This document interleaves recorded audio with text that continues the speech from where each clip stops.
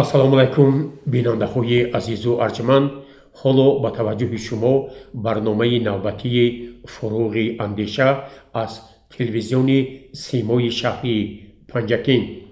меҳмони барномаи мо яке аз табибони шинохта, табиби халқӣ дар ҷумҳурии Тоҷикистон ва хориҷ аз он муҳтарам Мирзо Юсуф Тоҳирӣ мебошанд, ки он кас солҳои зиёде дар осоишгоҳи Шоҳанбарӣ ҳамчун табиб фаъолият менамоянд ва ҳамзамон бо ҳидояту дастгирӣ бевоситаи бародари бузургашон доктори илмҳои тиб, яке аз табибони халқии шинохта на танҳо дар ҷумҳурии Тоҷикистон, балки дар собиқ иттиҳоди шӯравӣ, хоса дар Федератсияи Русия мулло Зуҳур Тоҳирӣ тавонистанд дар баробари касби омӯзгорӣ ба роҳи табобати халқӣ рӯй оранд. Мирзо Юсуф Тоҳирӣ, ман бисёр шод ҳастам, ки имрӯз бо шумо дар барномаи фуруғи андеша ин суҳбатро анҷом медиҳем. ман аз рӯи зиндагиномаи шумо фаҳмидам, ки шумо асосан омӯзгор ҳастед. соли 1980 факултаи таърихи донишгоҳи давлатии Тоҷикистонро хат кардед ва чандин сол дар зодгоҳи хеш асосан ба таълиму тадрис машғул шудед. пас савол ба шумо чунин аст, ки чӣ шуморо водор кард, ки аз пешаи омӯзгорӣ роҳ ба сӯи табобати халқӣ биёред? лутфан ин саволро каме шарҳ медодед. саломат бошед устоди азиз. дар ҳақиқат ман соли 1980 он вақт донишгоҳи давлатӣ набуд, университети давлатии Тоҷикистон ба номи Владимир Ильич Ленин, факултаи таърихро тамом кардам, омӯзгор будам. баъд дидам, ки ба назди бародари калони ман мулло Зуҳур Тоҳирӣ, ки бисёр табиби шинохта буданд, бисёр ниёзмандон меомаданд ва вақте ки тавбат меёфтанд, бисёр аз он кас розӣ, дуоҳои нек дода мерафтанд. ва дар тарафи дигараш раҳмати модарам, ки дар синни 90 солагӣ қазо карданд, ҳар боре ман медидам, ки дар ҳамон дар киссаашон ки дар ягон румолашон гиёҳҳои ҳархеларо гирифта баъзан барои чой истифода мекарданд ё дар ғизоҳо истифода мекарданд. ва ман мегуфтам, ки бачаем ту бояд ҳамин чизҳоро ёд гирӣ. ин гиёҳ миҷозаш фалон, инаш барои фалон дору. ҳатто ин касб барои мо як худи ирсӣ борин омадагӣ ва ҳамин таҷрибаҳои бародар барои ман як сабаб шуд, ки ман ба ин тиб рӯй орам ва соли 1984 ман тиби халқиро тамом кардам. ва росташ дар аввалии аввал ман ба ҳамаи намуди беморон не, баъзан ба қисматҳои аввалии бемориҳои сабуктар рӯй меовардаму табобат мекардам ва медидам, ки чӣ натиҷа медод. баъдтар дидам, ки ҳатто баъзе бемориҳое, ки бисёр ҷо рафта шифо намеёфтанд ва омаданд, ки бо оддитарин роҳҳои гиёҳдармонӣ ки тавбат кардем, ман пурра ба ҳамин касб меҳру муҳаббати зиёд бастам ва давоми кори ман ба ҳамин роҳ рафт. ҷавҳари табобати шумо аз чӣ иборат аст? ҷавҳари табобати ман аслан аз гиёҳдармонӣ, аз тиби антиқаи худамо сарчашма мегирад, ки дар даври буали Сино на ситрамон буд, на аналгин буд, на перкусин буд. тамоми мардумро миҷозашро бо гулу гиёҳҳо мувофиқат карда тавбат мекард ва мо низ такя мекунам аслан ба тиби қадимии худамон, ки ва як сухани шайху раис аз хотири ман намебурад, ки дар ҷилди дуюми китобашон ҳаст: дар дунё дарди бедаво вуҷуд надорад ба ғайри аҷал, агар дар бемор хоҳиши табобатшавӣ бошад. бинед дар мо чӣ қадар гулу гиёҳҳои шифоӣ ҳаст, ки ва сарвари давлати мо дар чанд бор дар ҳамон баромадҳои худ қайд карданд, ки Тоҷикистон зиёда аз 3500 гулу гиёҳҳои шифоӣ дорад ва мо бояд, ки аз маводҳои тавбатии худамон бештар истифода кунем. дар ҳамин толор ман дар рӯи ҳамин мизҳо даҳҳо номгӯй дороворро мебинам, ки шумо омода кардед. ҳамин сарчашмаи ҳамин дороҳо аз чӣ аст? аз кадом минтақа ҳаст? ин дороҳо оя таркибҳои кимиёвӣ доранд ё надоранд? шумо ҳамин гиёҳҳои табииро бештар аз куҷо дастрас кардед? саломат бошед. мо асосан дар тамоми ҳудуди ҷумҳурии азизамон, ки худаш як дорухонаи табиат аст, ба тамом мавзеъҳое ки мерам бештар ба гулу гиёҳҳои он назар мекунам. ман хушбахтона дар ҳамин Панҷакин ҳар боре ки мебиём, бовар кунед, як рӯҳам кушода мешавад, чунки ин ҳам диёри сарчашмӣ, агар шеъру шоирӣ гӯем хато намекунем, ки асосгузори адабиёти классикӣ мо аз устоди рӯдакӣ сар мешавад ва устод лоиқро мо ҳатто метавонам ба ҳузур гӯям ки охирон шоири классики даври муосирам гӯям хато намекунам ва ҳар боре ки ман инҷо биём на танҳо ба шеър рӯй меорам ва тамоми деҳаҳои панҷакенду ман чарх зада мактабҳош бо хонандагон вохӯриҳо карда оиди баланд бардоштани маърифати тиббии мардум ва гиёҳдармонӣ ба онҳо нақл кардам ва борҳо гиёҳҳоро ҳатто аз назди мактабхонҳо канда ба онҳо нишон дода гуфтушунид кардам. ҳамин маводҳое ки шумо дар инҷо тамошо кардед, дар инҷо ини варзобам ҳаст, ини дарвозам ҳаст, ини помирам ҳаст, ини худи панҷакентам ҳаст, ини хуб водии зарафшон аз ноҳияи айнӣ ҳаст. Баъд ман бо лесхосҳо шартномаҳо дорам, рафта бо хоҷагои ҷангал, бале мебинам ки агар маводҳои ҷамъовардашон хеле хуб бошад, аз ҳамонҳо ҳам мо истифода мекунем.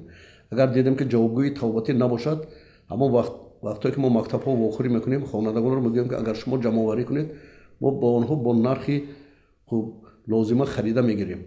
Масалан ҳамин гиёҳе ки дар назди ман ҳаст, таркибаш 12 хел гиёҳ дорад. ин номаш ин гиёҳ? Ин гиёҳро мо шифочоҳи чордору ном мондагӣ. Хоб барои чӣ чордору мондагӣ? Барои ки ҳамин чор узв таъсири хуб дорад. Барои дилу асаб, барои бемориҳои медию рӯда, гурдуи пешобдон ва ҷигару талха. ҳам характери оромкунанда дорад, ҳам характери талхаронию пешобронӣ дорад. ва ҳамин гиёҳҳоям устод як чиз дорад ки ҳамааш дар ҳар водӣ намерӯяд. Масалан татун дар вилояти мо, яъне дар вилояти сух дар ягон ҷо намерӯяд. ин мавод асосан дар варзоб, дар дарвоз, дар ромид баландии дарахташ 5-6 метр буда, дар таркибаш аскарбинка дорад. хуб бисёр маводҳои хуби табобатӣ дорад ки хуб туршии баланд ҳам дорад. якумаш фишорро паст мекунад, қандро паст мекунад, хунро тунук мекунад.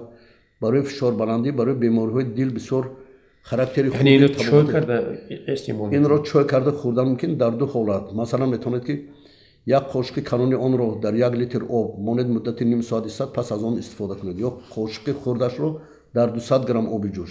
дар ҳолати фишор баланд буда метавонед ки ба даҳон партофта обашро макида фурӯ додан гиред. дар ҳамин ҳолат ҳам фишорро паст мекунад ва ягон ӯзи моба зарари надорад.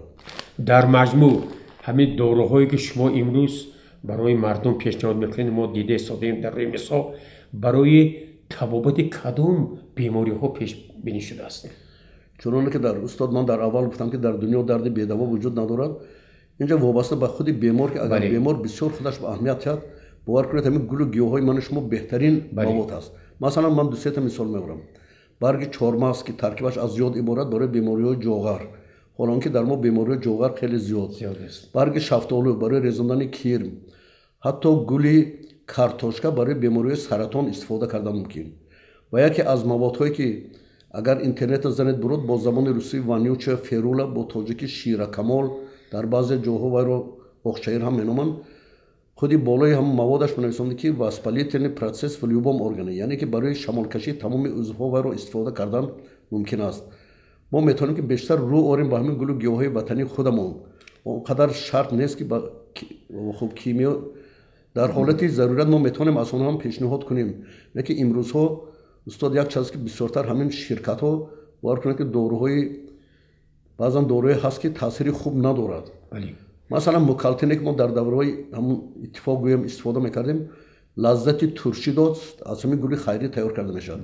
ҳозир мегиред ҳамин мехӯред, якумаш ин ки лаззати туршӣ надорад, ширин, дар таркиби вай чӣ будига шуд мо намедонем ки дар таркиби вай чӣ вуҷуд дорад. мана як маводи оддии дигар ки инро бародари ман муллозуҳур тоҳирӣ тайёр кардам ва ин беморӣ имрӯз дар сатҳи ҷаҳонӣ мавҷуд аст, бемории фарбеҳӣ. ҳамин аз 6 намуди сабузҳо иборат. ҳаминро мо метавонем ба таври шавла тайёр кунем, яъне каша. тарзи истифодабариш хуб таркибаш чизои будигаш ҳамаш ҳамҷо нишон дода шудагӣ ва ҳаминро метавонем ки ба ҳамон шакли ғизо тайёр карда хӯрдан гиранд, хеле ёрдами хуб мекунад. доктор Мирзоюсуф Тоҳирӣ, мардум кадом бемориҳон ба шумо бештар муроҷиат мекунанд? барои табобати кадом бемориҳое ки имрӯз боиси ташвишу изтироб ва азияти беморон шудааст? саломат бошед. ман ба бештар аз ҳама минтақаҳои хуб ҷумҳурии мо бештар ба бемориҳои хуб бефарзандӣ ки имрӯз ҳам яке аз бовар кунед яке аз сарчашмаҳои баъзан оилаҳо бо ҷудошавӣ як нотинҷӣ пайдо мекунад, яке ҳамин.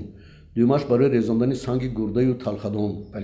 боз сабаби дигаре ки ё беморе ки ман бештар муроҷиат мекунам, онҳое ки қабзияти зиёд доранд аз ҳисоби нағз кор накардани талхадону шираҷудокунии меъда яъне ки ба бемориҳои ғадуди зери меъда гирифтор ҳастанд. ба ҳамин ҳол рӯй меоранд резиши мӯи сар. хуб онҳое ки аз кирмҳои гуногуни меъдаю рӯда шикоят мекунанд ки дар талҳи рӯҳи онҳо дохҳои ҳархела пайдо мешавад, ба ҳамин бемориҳо рӯй меоранд. ва ман кӯшиш мекунам ки мувофиқи имкониятам ва мувофиқи тавоноям ба ҳар яке онҳо маслиҳатҳоям ва маводҳоро пешниҳод кунам. боз устод нагуфта намонад ки мана дар инҷа мо ҳабҳо дорем аз барои фишорбаландӣ. ин китоби худашам ҳаст травяни таблетки без химиката. ин профессори Россия Гардиев истеҳсол кардааст ки ман ҳаминҳоро ҳам мо метавонем ки ҳамроҳи ман ҳамин маводҳои табобатии гиёҳдармонии худамон ба мардум пешниҳод кунем.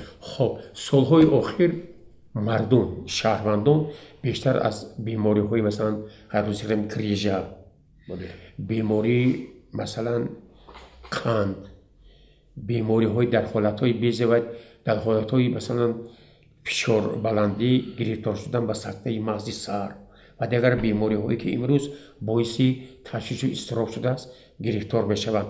оё аз нигоҳи шумо барои табобати чунин бемориҳо тибби халқии шумо кӯмак мерасонад? албатта кӯмак мерасонад. масалан барои бемориҳои қанд чуноне ки шумо гуфтед хая ки аз сарчашмаҳош агар тарс бошад дуюмаш пурхӯрӣ аст. бале ҳамин метавонад ки мардумро ба ҳолаташро суст мекунад, аз чанд ҷиҳат заиф мекунад. ман ҳамин ду чизи оддитарин мо ҳар ҳамин маводро алараш карда метавонем чой карда менӯшад. якумаш ин ки вақте ки қанд баланд бошаду хуни вақте ки шумо суюқ мекунед аллакай қанд мӯътадилшавӣ сар мекунад, фишораш паст мешавад. дуюмаш чизе ки шумо гуфтед чурра яъне ки ҳамун грижае ки мегӯянд мешавад дар сутумӯҳра, мешавад хуб дар рӯда, мешавад боз дар мояҳо шуданаш мумкин. масалан ман ҳатто ҳамин чурраи сутумӯҳра ба воситаи дастам муайян карда бе маблағ, масалан агар рафта бидуни ҷарроҳӣ бидуни барои муайян карданаш барои муайян кардан 360 сомон МРТ мекунад. ман дастам вақти муайян карда метавонам ки грижа дорад яъне ки чурра дорад ё надорад. ҳатто барои тарзи табобаташ мо ҳам хел схемаша тайёр кардагӣ. схемаи табобати чурраи сутумӯҳра ки арзиши ҳамине ки мо маводе ки метавонем ҳамаги 140 сомонро дар бар мегирад. ин хеле арзон аст. агар ҷарроҳӣ кунад боварӣ дорам ки хеле маблағи зиёд мерад ва пас аз вақт чӣ оқибат пайдо мекунад. нафароне ки ба шумо муроҷиат карданд бо ҳамин бемориҳо табобат гирифтанд? ман махсус дафтар дорам, дафтари шифоёфтаҳо ва ҳатто дар телефонам ҳаст шифоёфтаҳо ҳар як минтақа, масалан аз Масчоҳ, Зафаробод, Панҷакен, Айнӣ. ҳатто бе ягон муболиға метавонам гӯям ки аз як қишлоқи Косатароши шумо 9 кас соҳиби фарзанд шуде ки дар дафтари ман ба қайд гирифта ҳастанд. яъне онҳо миннатдор ҳастанд? албатта миннатдор ҳастанд ва барҳо дар телевизор ҳатто баромад карда миннатдорӣ. доктор Мирзоюсуф Тоҳирӣ, шумо асосан фаъолияти асосиятон дар осоишгоҳи Шоҳанбарӣ аст, вале шумо боз дар минтақаҳо аз ҷумла дар водии Зарафшон бо дархости мардум ба дигар минтақаҳо сафар мекунед. ҳамин сафаре ки имрӯз дар Панҷакен ин чандум сафар асту имрӯз муроҷиати мардуми Панҷакен чӣ қадр аст ба шумо? ман агар дар умум гӯям шояд ки дар Панҷакен будани ман аз 15 борам зиёдтар бошад. фақат дар як марказ набудам. ман масалан дар қишлоқи Равод будам, дар ҳатто Ровидин будам, Ғиждавра будам, Ғизан будам, дар аксара ҷое ки мардум бештар бо дархости мардум даъват мекунанд. ва як фарқияташ аз он иборат аст ки ман ҳамун сатҳи мардумро ба ҳисоб гирифта аз рӯзе ки ба фаъолияти тибби халқи ман даст задам аз соли 1984 боре ман барои дидан яъне барои ташхис аз ягон бемор ман ягон сум гирифтагӣ нестам. яъне ташхис ройгон аст. қабули ман ба пуррагӣ ройгон аст. инро мардум бояд фаҳманд, марҳамат биёянд. чӣ қадре ки имконият аст ёрдам мекунем. фақат маводҳо бо нархҳои мана дастрас метавонанд гирифта истифода кунанд. имрӯз шумо дар ҳамин даромадгоҳи идораи селхозтехникӣ шаҳри Панҷакен ҳастед дар мактаби ронандагӣ. мардум чӣ хел метавонанд аз соати чанд то чанд ба шумо муроҷиат кунанд? барфам телефонҳои тамос аст? бале аз соати 8 саҳар то 8 бегоҳ метавонанд ки омадан ба ҳузур тамоми дардҳоашро гӯранд. агар вай кунанд дар алоҳидагӣ ман дарун бо хоначи алоҳида дорем. бо ҳамонҷо ҳатто ман як ваймондагӣ барои сутумӯҳраи муайян кардан. телефонҳое ки ман доим ҳамроҳам ҳасту кор мекунад 92 703 21 96 909 22 03 56 92 703 21 96 909 22 03 56. و تلفن صاحبخانه هم اگر لازم شود 92 714 2902 92 714 2902 مرحمت میتوانید دلپرانه بیایید مراجعت کنید و با کدام نمودی بیماری ها باشد میتوانید که مراجعت کنید. برای همتان تن صحت و خاطر جمع تمنا دارم، چون که تن صحت باشد اگر خاطر جمع دان که لقمان و سکندر از تو کم. استاد دکتر، من اینجا در زندگی نامه شما دیدم که شما بارها در آزمون ها شرکت ورزیدید. سال 2010 سال 2013 همین آزمون ها چقدر صورت گرفت؟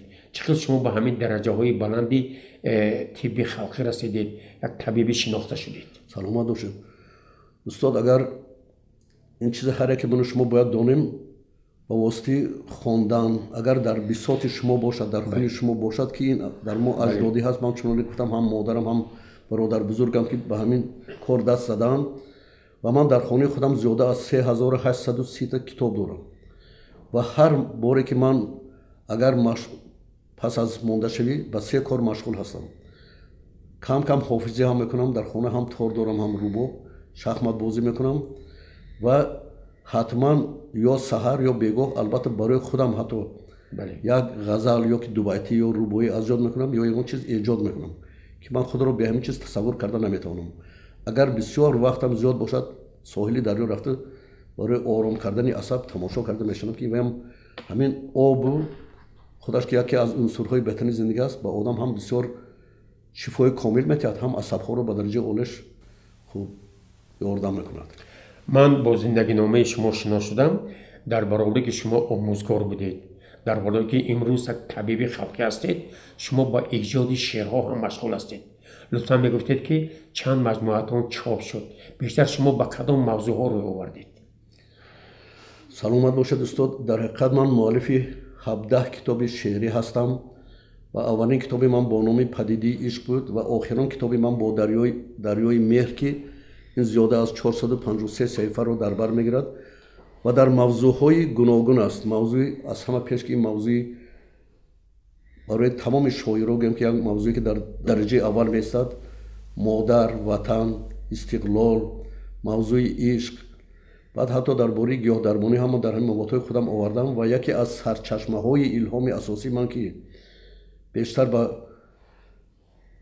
نقیب خان تغرل احراری سر و کار کردم و برای بازیافت یکی از کتاب های نادرترین آن کس که در شهر سمرقند با نام باغستان محفوظ است من چند مرتبه ها رفتم و ناگفته نماند که زنی نقیب خان تغرل با مادر من خاله می شوند و بارها با آن کس من هم صحبت شده بسیار چیزها رو پرسیدم. و این کتاب دیگری من تغرل باغ ملکوت، کتاب یکمم تغرل اختربلند که بخشیده به واسطه محبت نامه من و محمد نقیب خان تغرل احراری می باشد. من یک چند شعر شما رو درباره تغرل اینجا قرائت کردم. بیاید یک شعر یک چند مصرعش رو میخوانم. از خاک تغرل تا کنون نی میکشد فریادها، در چشم خونپالای من سیمای آن بدزادها. ای سفله چرخ کینور داغ تو هست اندر جگر، مانند تغرل میمرم از دست آن بیدادها. یعنی شما در همین اثرهایتان بیشتر نسبت آن نفرانی که این شاعری بزرگ ملت را با یک تهمت به قتل رساندند بسیار با یک آه و درد بنویسید. البته سبب چیست؟ حس کنید که خواهیم اینقدر شاعری که بسیار به درجه بلند رسیده بودن، حتی شاعری افلاکی گویم خطا نمیکنیم. آخرین بیدل است. بله، یکی از بیدل داننده های اشعاری بلند بیدل بودن و چند شعرهای خودش هم حتی اشاره شده است. مادام که در اساس تهمت این خیلی شخصیت های بزرگ رو ما از دست میتیم، البته ما فقط وای و آهی من شما رو همین فلکی کینور بردارد و خلاص. افسوس که ما من در زنده بودن هم خیلی شاعران به قدرشون نمیرسیم. حتی سرکره از دوری استاد رودکی سر کنیم تا دوری استاد لایق دیگر رو، اکنون امروز ما پیکره سازی دیگر رو میکنیم. همان خیلی که خودی استاد لایق هم در بسیار شعرهاشون اندیشه های بسیار خوبشون گفتن. من در جشن همینجا بودگیشون اومده شعرخوانی هم کرده بودم و با تمام فرزندان اون کس، حتی набери 3 соли ман агар гӯяд ки аз устод лоиқ шерхон ин бемуҳоббат шерхон наметиҳад, чунки муҳаббати ман нисбати ашъори ҳаминҳо хеле зиёд аст. вақте ки ман хондам ва дар Самарқанд як бозёфт ёфтам, бозёфте ки инро яке аз шарикдарсони эшони Туғрал тамҳиди самарқандӣ, асосан зодгоҳаш деҳаи похути хоримасиҳои тамҳид, деҳаи похути ноҳияи айнӣ аст. нисбати эшони Туғрал баҳо дода мегӯяд ки пас аз бедил нарӯидааст чун ӯ ба мулки шер шохе бо таҷаммул, ба шер устоди комил нест мислаш, на дар Эрон, на дар Турон, на Кобул. он ки андар назми воло машъал аст, Туғрал асту Туғрал асту Туғрал аст. мо пас чӣ хел инҳо ба як назари неки баланд нигоҳ намекунем. воқеан инсонҳоро мо бояд дар вақти зиндагиашон эҳтиром кунем. лоиқи бузургҳо дар як ғазал гуфтанд ки як рӯз зиндагон туро ҳам ёд мекунанд, қадри туро шинохта фарёд мекунанд. воқеан ман инҷо суҳбати мо бояд хеле дароз бошад. афсӯс ки мо зинда бузургон нашиносем, он вақт шиносем ки гӯем куҷо шуд. устод дар бо ибтикори бародари бисёр донишманди шумо, доктори илмҳои тиб мулло Зуҳур Тоҳирӣ дар деҳаи Путхин як осоишгоҳ ҳам ташкил карда шудааст. осоишгоҳи мулло Зуҳур Тоҳирӣ. ҳамин осоишгоҳ чӣ хел имкониятҳо дорад имрӯз? хуб устоди азиз, модом ки дар бораи бародари ман гап задед, боз ман як хушхабарро шумо мерасонам ки ба наздикии ҷашни 100-солагии Расул Ғамзатов дар Доғистон шуд ва ин кас борҳо ҳатто ҳама одамро низ табобат карданд ва дар суҳбаташ иштирок карда буданд.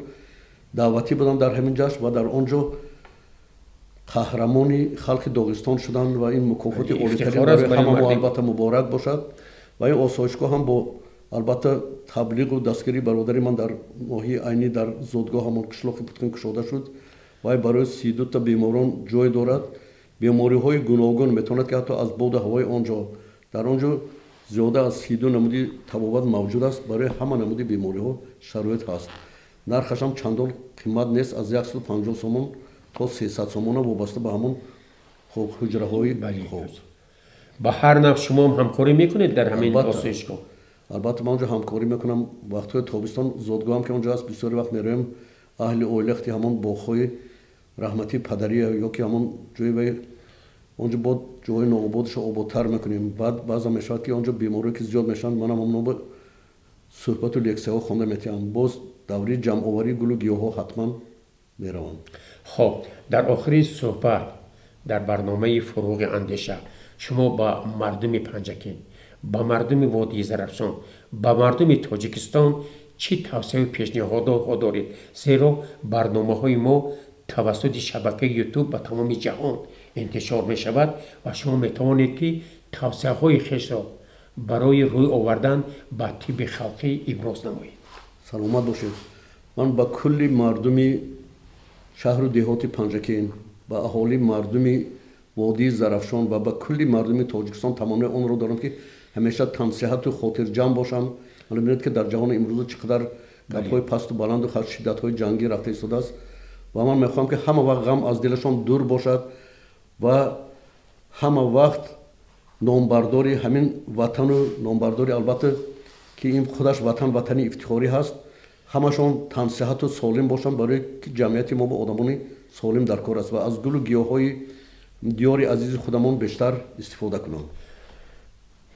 доктори муҳтарам Мирзо Юсуф Тоҳирӣ, ман ба шумо барои як суҳбати хеле пурмуҳтаво пиромони тибби халқӣ ва он доруворе ки шумо барои табобати мардум омода кардед ва дигар масъалаҳои маънавӣ ки инҷо дар суҳбати мо фарогир буд арзи сипос мекунам ва умед мекунам ки бинандаҳои телевизион аз имкониятҳое ки дар тибби халқӣ бо ибтикори шумо ва бародари шумо барои табобати мардум пешниҳод мешавад самаранок истифода мебаранд. саломату сарбаланд бошед. бинандаҳои азизу арҷуманд, дар ҳамин ҷо расидем ба поёни барномаи фуруғи андеша. меҳмони мо буданд яке аз табибони шинохтаи халқии ҷумҳурии Тоҷикистон, Мирзо Юсуф Тоҳирӣ. умед мекунем ки муроҷиати шумо ба Мирзо Юсуф Тоҳирӣ барои даҳҳо дардҳои шумо шифо мебахшад ва мо орзуи онро дорем ки шумо ҳеҷ гоҳ бемор нашавед. саломату сарбаланд бошед. Ташаккур аз шумо. Саломат бошед устод.